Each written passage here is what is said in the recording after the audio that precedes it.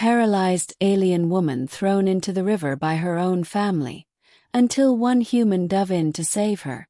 Rain streaked across the jagged cliffs of Valterra 9, a world where rivers ran silver under the twin moons. The wind howled through the valley, carrying with it the bitter scent of iron and salt. At the edge of the cliff, a group of tall, slender alien figures with translucent skin and glimmering violet veins stood in a tight formation.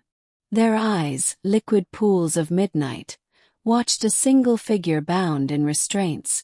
She was Parixa, their daughter, their sister, paralyzed from the waist down after a hunting accident months ago. Her skin, normally radiant with bioluminescent patterns, now flickered weakly with distress. Her long, silvery hair whipped in the wind as she struggled futilely against the restraints. "Release her," one of the younger siblings whispered, a note of fear in their voice. But the matriarch, a towering alien with veins glowing red with anger, shook her head. "The river takes only the strong. Weakness cannot survive here." Her voice was a hiss, echoing off the cliffs. The family had long believed in the ritual cleansing of those deemed burdens. Parixa, once the brightest of them all, was now a liability. The first push came suddenly.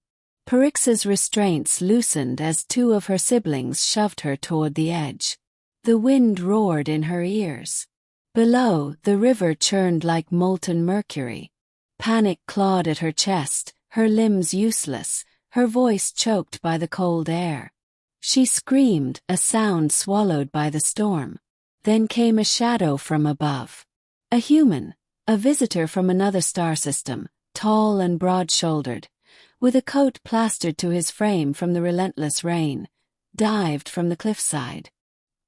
His descent was impossible, almost suicidal, but his eyes were locked on Parixa. In a heartbeat, he intercepted her fall, catching her in a desperate embrace. The impact with the river was violent, the current instantly tugging at them like iron chains. "Hold on!" the human shouted over the roar. He adjusted his grip, using every ounce of strength to keep her head above water. Parixa's fingers grazed his arm, gripping instinctively. Her eyes, wide with disbelief, searched his face. He was human, yes, but determination burned brighter there than the fury she had known from her own family.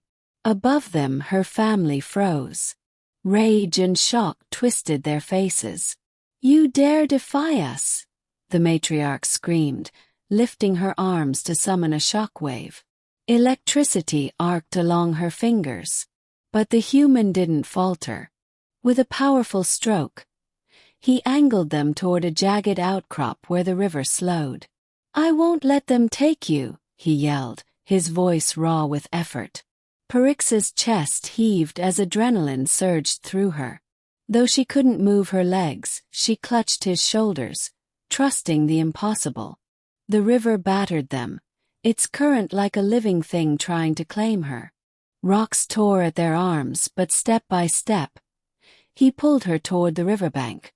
Her family's cries echoed behind them, but the human kept his focus. Finally, exhausted and soaked, they reached a shallow eddy. He collapsed onto the wet stones, pulling Parixa out of the water. For a long moment, neither of them moved. The rain fell in soft, sullen sheets now, washing away some of the storm's fury. Parixa shivered, but relief shone in her eyes. Why did you save me?" she whispered. He smiled faintly, coughing as he sat beside her. "Because no one deserves to be abandoned. Not like that. Not ever." Her fingers brushed the wet strands of his hair. "I thought my family, they wanted me dead." He shook his head slowly. "They made that choice, not you. You're alive, Parixa. And I'm not letting anyone take that away." The wind shifted, carrying distant shouts from her family. The matriarch's voice was sharp, cracking like lightning. "Return her." Parixa's siblings hesitated, glancing at each other. They were loyal, but uncertainty flickered in their eyes. Seeing the human standing protectively in front of her, Parixa felt a spark of courage she hadn't felt since the accident. "No," she said, her voice stronger than she expected. "I will live." Her words were a ripple in the storm. The human helped her to her feet, supporting her weight with unyielding strength. "Then we leave," he said, glancing at the raging river. "And we never look back." Reluctantly, the family retreated. They glared, silent threats burning in their eyes, but none dared cross the river. Perhaps they recognized, even if only subconsciously, that the bond between Parixa and her savior was something beyond their understanding, a defiance stronger than any ritual or law of their people. Hours passed as the storm subsided, leaving the valley in a misty, ethereal calm. Parixa and the human settled on the riverbank, her body trembling from cold and exhaustion. "I've never felt so safe," she admitted. "You're safe now," he replied, offering a blanket scavenged from his pack. "I won't let anything happen to you. Not anymore." Her gaze drifted to the river, silver in the fading light. She thought of her family, the ones who had tried to throw her away, and for the first time she understood something fundamental. Life wasn't about survival alone. It was about the people who chose to fight for you, even when all hope seemed lost. "Thank you," she whispered. Her bioluminescence flickered softly in the dim light, pulsing like a heartbeat. "I thought no one would ever care." He smiled, a warmth that cut through the chill. "Some of us do, even across the stars." Together they began walking along the riverbank, each step tentative but filled with purpose. Parixa leaned slightly on him, feeling the strength in his presence, the reassurance that no river, no storm, and no family could ever undo. She had been abandoned, yes, but now she had chosen life again. And sometimes that choice was stronger than blood. By the time the first twin moon of Altera 9 rose high in the sky, casting silver light over the valley, Parixa's bioluminescence shone steadily, a beacon of resilience and newfound hope.